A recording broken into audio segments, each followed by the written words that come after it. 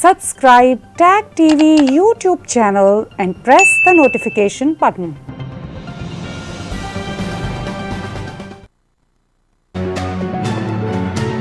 YouTube पर tag TV का channel subscribe कीजिए और नोटिफिकेशन का बटन भी दबाइए। किसी किस्म का चैलेंजिंग ज़माना हो, टैग टीवी अपने व्यूज़ और न्यूज़ लाने में देर नहीं करता।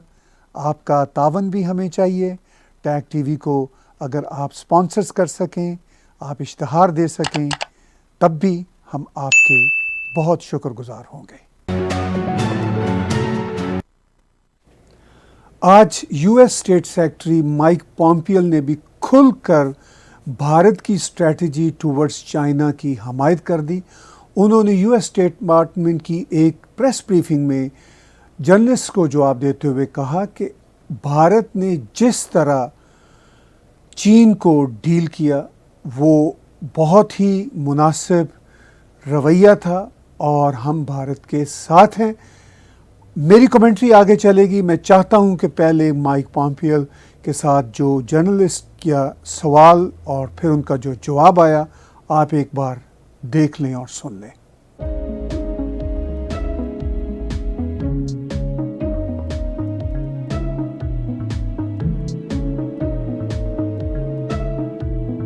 You know what has happened with India, China's aggressive behavior against India in Leh and Ladakh.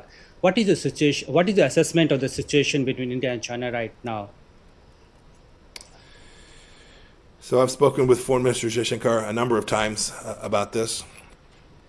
The Chinese took incredibly aggressive action. The Indians have done their best to respond to that. I put this in the context of General Secretary Xi Jinping and his behavior throughout the region and indeed throughout the world.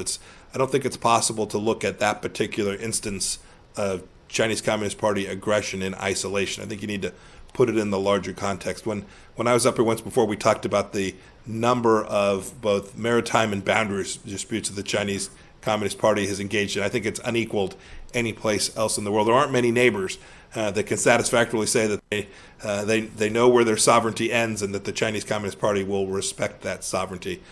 That's certainly true now for the people of Bhutan as well.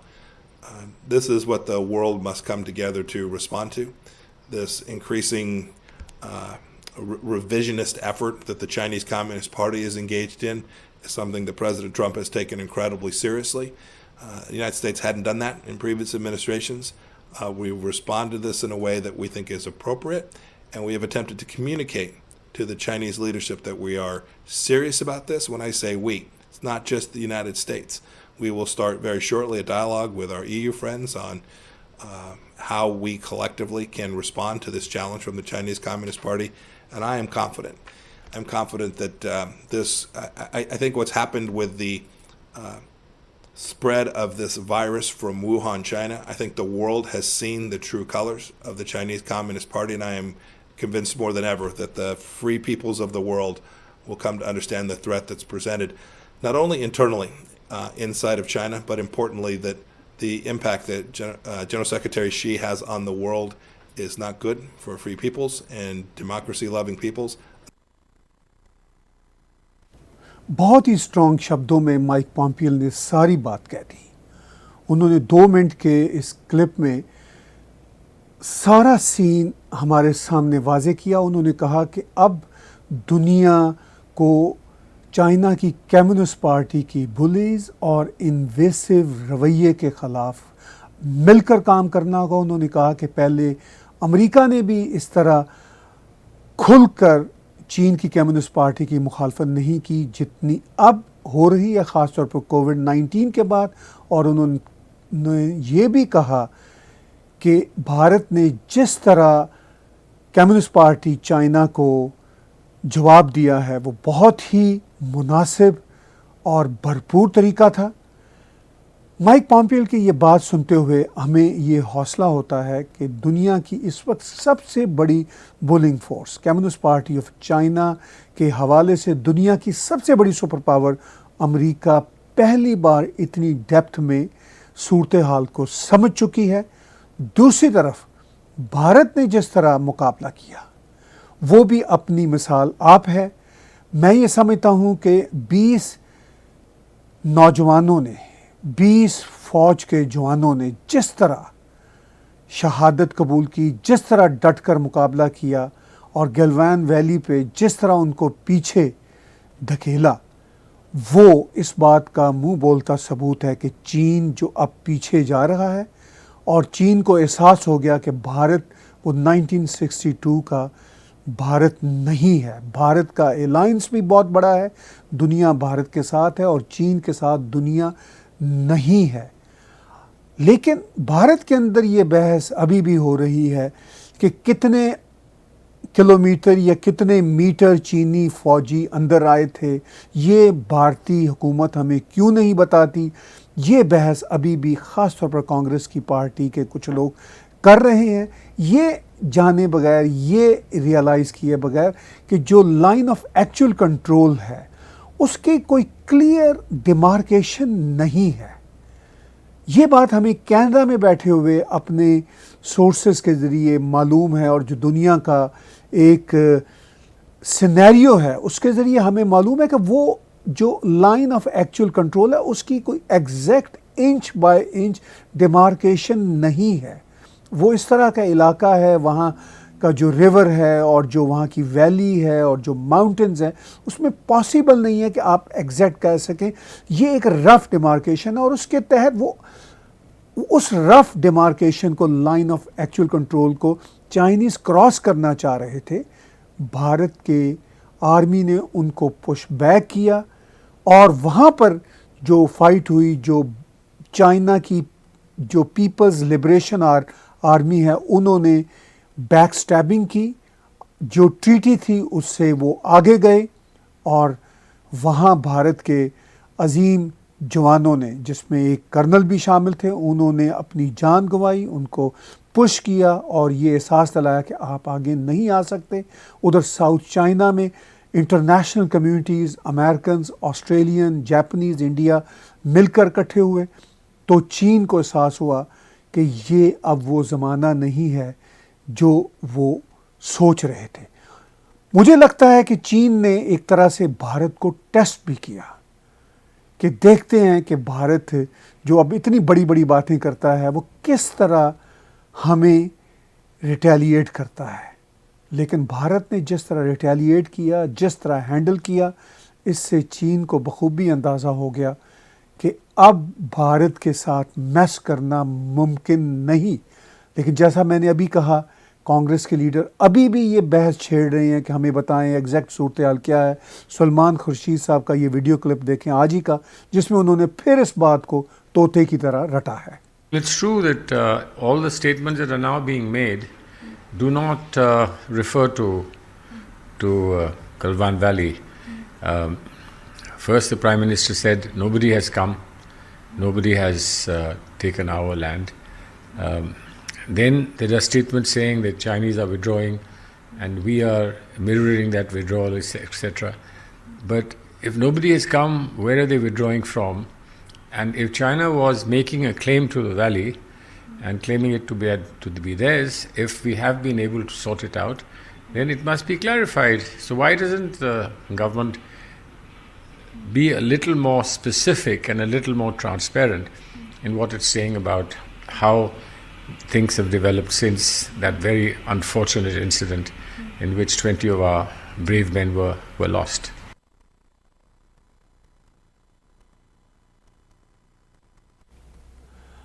اب ایک طرف تو بھارت کی Congress party شبے کا اظہار کر رہی ہے، اور دوسری طرف امریکہ انڈورس کر رہا ہے بھارت کی اسٹریٹجی کو جو ٹورڈز چائنا ہے. یہ اپنی جگہ ایک ریالٹی ہے، لیکن وہ ہمارا ایک ایکسپریشن ہے کہ کوے کا رنگ کالا ہے یا سفید ہے. اسی بحث میں کانگریس پارٹی کے کچھ لیڈر پڑے ہوئے ہیں کہ وہ سفید ہے یا کالا ہے، اور دنیا یہ مان رہی ہے، اپریشیٹ کر رہی ہے، بھارت کے ساتھ ہے کہ یہ جو کوا جس کا جو بھی رنگ ہے، یہ جو بھی بہروپ اپنا لے، اس کو پیچھے کرنے کا جو کام بھارت نے کیا ہے وہ بہت ہی دلیرانہ اور اہم ہے۔ بھارت کے حوالے سے اس انالیسس کے بعد اب میں تھوڑا ٹچ کرتا ہوں کینیڈا کی صورتحال میں۔ کینیڈا میں آج ایک اہم آرٹیکل گلوبل نیوز میں پبلش ہوا۔ اسٹوارٹ بیل ایک نامی گرامی جرنلسٹ ہیں، جس میں انہوں نے یہ بتایا کہ دو خالستانی تحریک سے الیجڈلی جڑے ہوئے لوگ، ان کو کس طرح کینیڈا کی سیکیورٹی انٹیلیجنس سروسز نے اپنی نو فلائی لسٹ میں رکھا اور ان کو کس طرح فلائی نہیں ہونے دیا۔ رپورٹ ابھی سامنے آئی ہے اور اس رپورٹ پر بھی یہ آرٹیکل سامنے آیا، جس میں یہ کہا گیا much denied secret documents show why CSIS put 2 Canadians on no fly list۔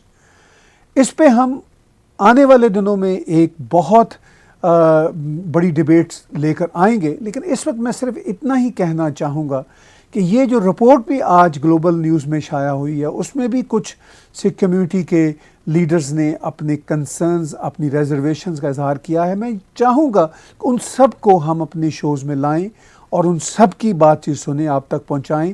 لیکن ایک کمنٹری میں ضرور یہاں پر دینا چاہوں گا، وہ یہ ہے کہ ہماری جو سکھ کمیونٹی کے کچھ لیڈر ہیں جو کینیڈا میں، وہ بھارت میں ہیومن رائٹس کی بات کرتے ہیں، خاص طور پر سکھ کمیونٹی کے ساتھ جو مسائل ہوئے ان پر بات کرتے ہیں۔ بلا شبہ 1984 میں سکھ کمیونٹی کے ساتھ جو ہوا تھا اس کی سبھی مذمت کرتے ہیں، خاص طور پر بی جے پی کی یہ دونوں سرکاریں مذمت کر رہی ہیں۔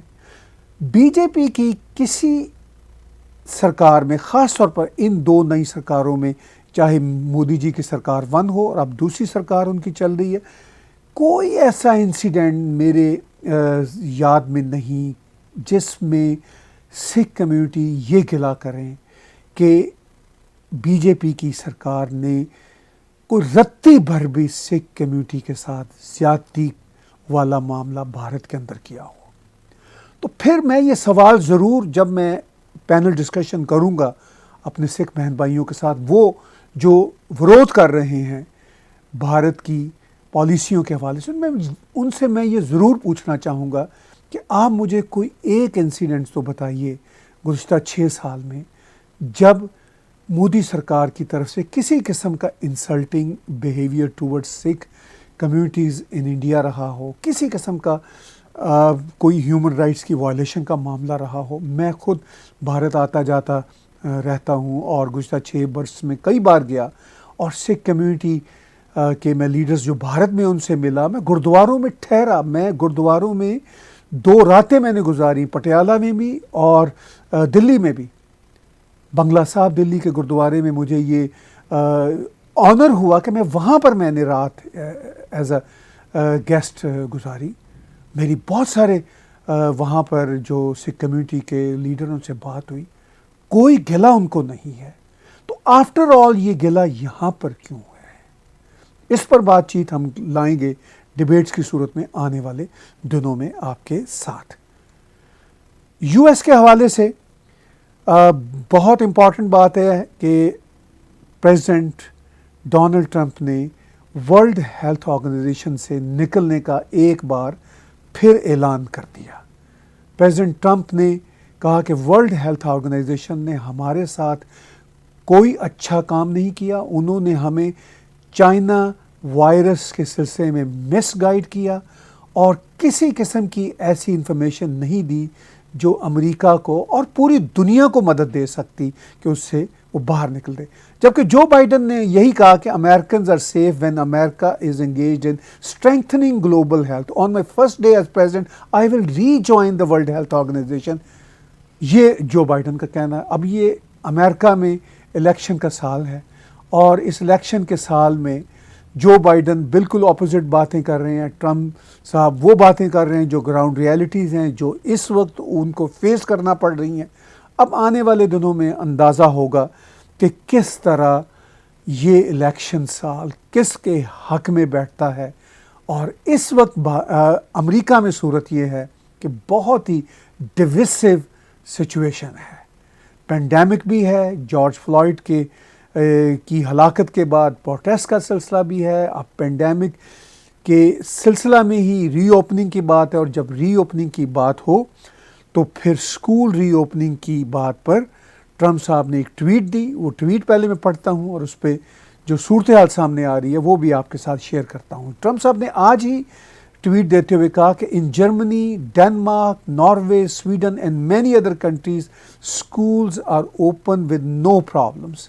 The damn Democrats think it would be bad for them politically if US schools open before the November election, but is important for the children and families. May cut off funding if not open. اس میں Trump صاحب نے پھر یہ بات کی کہ اب یہ ہمیں اس وائرس کے ساتھ ہی جینا سیکھنا ہے. ان کا مقصد کہنے کا یہی ہے. انہوں نے کہا کہ زندگی کو نارملائز اب ہمیں جینا ہے، اور جس طرح ان دنوں امریکہ میں پینڈیمک ایک بار پھر خاص طور پر ساؤدرن اسٹیٹس میں پھیل رہا ہے، اس پینڈیمک کی صورتحال میں امریکہ میں یہ بحث بھی چل رہی ہے کہ کس طرح امریکنز اس نئے نیو نارم کے ساتھ جینا سیکھیں. بہرحال امریکہ میں اس وقت بہت بڑی بڑی ڈیبیٹس ہیں. الیکشن ایئرز ہونے کی وجہ سے وہ ڈیبیٹس اور بھی بڑھتی چلی جا رہی ہیں. بہرحال یہ امریکہ کی صورتحال ہے. ہم آنے والے دنوں میں امریکہ کے الیکشن، امریکہ کی کمپلیکسٹیز اور امریکہ جو پوری دنیا پر اپنا اثر ڈالتا ہے اس پر بات چیت کرتے رہیں گے، انالیسز لاتے رہیں گے. آج کے اس بلا تکلف تجزیہ میں ہم بہت ساری باتوں پر بات چیت کر رہے ہیں. اگر بہت ساری باتوں پہ بات چیت کر رہے ہیں تو پھر ہم مندر، جس پر میں نے ایک الگ سے شو بھی ریلیز کیا ہے، لیکن اسلام آباد میں مندر کے حوالے سے ایک پھر تازہ رپورٹ ہائی کورٹ اسلام آباد میں پٹیشن کے کانٹیکس میں سامنے آئی ہے، جو ٹیگ ٹی وی پاکستان کی رپورٹ ہے. میں چاہتا ہوں کہ آپ تک وہ پہنچاؤں. اسلام آباد ہائی کورٹ کے جسٹس عامر فاروق نے فریقین کے دلائل مکمل ہونے کے بعد فیصلہ محفوظ کیا. عدالت نے گزشتہ روز 2 درخواستوں پر سماعت کے بعد فیصلہ محفوظ کیا تھا. آج دوران سماعت وفاق کی جانب سے ڈپٹی اٹارنی جنرل خالد محمود راجہ عدالت میں پیش ہوئے. درخواست گزار وکیل نے عدالت میں کہا کہ 4 کنال اراضی مندر کو دی گئی. یہ زمین غیر قانونی طور پر الاٹ کی گئی. انہوں نے کہا کہ 2006 میں مساجد شہید ہوئیں. کہا گیا کہ متبادل زمین دیں گے لیکن نہیں دی گئی، جبکہ اسلام آباد اور راول پنڈی میں 3 مندر پہلے سے موجود ہیں. درخواست گزار وکیل کا یہ بھی کہنا تھا کہ مندر کی تعمیر کے لیے پیسہ دینا فضول خرچی ہے. ڈپٹی اٹارنی جنرل راجہ خالد محمود نے عدالت کو بتایا کہ مندر پر کام روکا گیا ہے. فنڈنگ کا معاملہ اسلامی نظریاتی کونسل کے پاس ہے. اسلام آباد ہائی کورٹ نے اسلام آباد میں مندر کی تعمیر کے خلاف ایک اور دائر درخواست پر فیصلہ محفوظ کر لیا.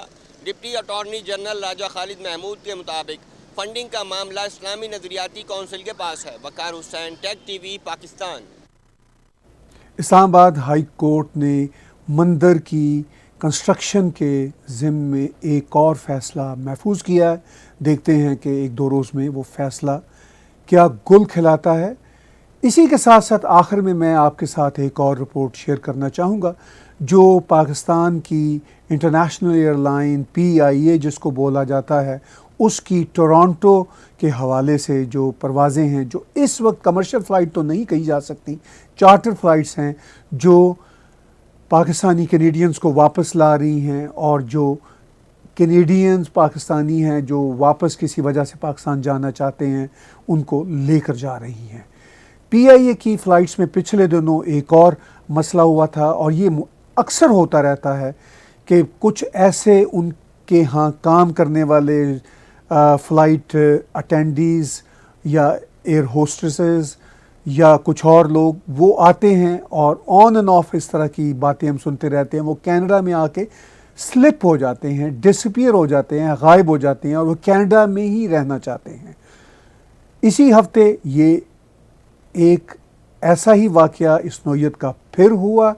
اس پر ہم آپ کو اپنے ٹیگ ٹی وی کی ایک رپورٹ سنائیں گے، لیکن اس سے پہلے میں اس بات کی بھی وضاحت کرتا چلا جاؤں کہ جیسا کہ آپ سب جانتے ہیں کہ PIA میں جعلی پائلٹس کی جو خبر پاکستان کے وزیر نے پاکستان کی پارلیمنٹ میں دی، اس کے بعد PIA کی فلائٹس اس وقت یورپین یونین میں چاہے وہ چارٹر نوعیت کی ہی ہوں وہ بند ہو چکی ہیں، اور بھی بہت سارے ملک اس پر غور کر رہے ہیں کہ کیا وہ رسک لے سکتے ہیں کہ اپنے ملک میں جعلی فلائٹس چلانے والوں کو، یعنی جعلی پائلٹس جو فلائٹس کو چلاتے ہیں، ان کی وجہ سے اپنے ملکوں کو رسک پر ڈالیں۔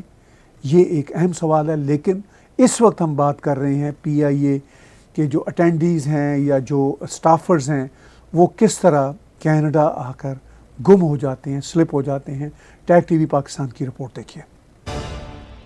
اسلام آباد سے کینیڈا کے شہر ٹورانٹو پہنچنے والی PIA کی پرواز PK 781 کا فضائی میزبان پراسرار طور پر لاپتہ ہو گیا۔ مزید جانتے ہیں اس رپورٹ میں۔ اسلام آباد سے کینیڈا کے شہر ٹورانٹو پہنچنے والی PIA کی پرواز PK 781 کا فضائی میزبان پراسرار طور پر لاپتہ ہو گیا۔ فضائی میزبان یاسر PIA کی پرواز سے اسلام آباد سے ٹورانٹو پہنچا تھا، جہاں وہ امیگریشن ہونے کے بعد اچانک ہوٹل سے غائب ہو گیا ہے۔ PIA انتظامیہ نے فضائی میزبان کی کینیڈا میں پراسرار گمشدگی کا نوٹس لے لیا۔ فضائی میزبان کے لاپتہ ہونے کی اطلاع کینیڈا کے اسٹیشن مینیجر نے ایئرپورٹ اتھارٹی کو دے دی۔ جنرل مینیجر فلائٹ سروسز کا کہنا ہے کہ فضائی میزبان یاسر کے خلاف ضابطے کی کارروائی عمل میں لائی جائے گی۔ PIA انتظامیہ نے کینیڈین امیگریشن اتھارٹی کو بھی باضابطہ طور پر یاسر سے متعلق آگاہ کر دیا ہے۔ GM فلائٹ سروسز نے کہا کہ فضائی میزبان جنرل ڈکلیریشن پر کینیڈا جاتے ہیں اور واپسی پر ایک بندے کی کمی پر کینیڈین امیگریشن کو اطلاع کرنا لازمی ہوتا ہے۔ گزشتہ ماہ بھی PIA کا لاہور بیس سے تعلق رکھنے والا فضائی میزبان کینیڈا میں غائب ہو گیا تھا، جسے شوکوز نوٹس جاری کیا گیا تھا۔ بتایا گیا کہ لاہور ایئر بیس سے تعلق رکھنے والے فضائی میزبان کچھ عرصے بعد پاکستان واپس آ گیا تھا، اس کے خلاف کارروائی کا عمل جاری ہے۔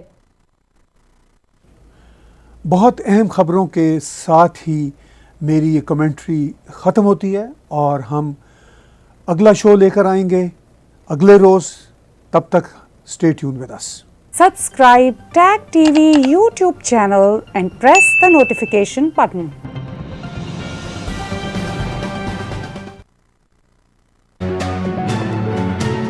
YouTube پر ٹیگ TV کا چینل سبسکرائب کیجئے اور نوٹیفیکیشن کا بٹن بھی دبائیں۔ کسی قسم کا چیلنجنگ زمانہ ہو، ٹیگ TV اپنے ویوز اور نیوز لانے میں دیر نہیں کرتا۔ آپ کا تعاون بھی ہمیں چاہیے۔ ٹیگ TV کو اگر آپ سپانسرز کر سکیں، آپ اشتہار دے سکیں، تب بھی ہم آپ کے بہت شکر گزار ہوں گے۔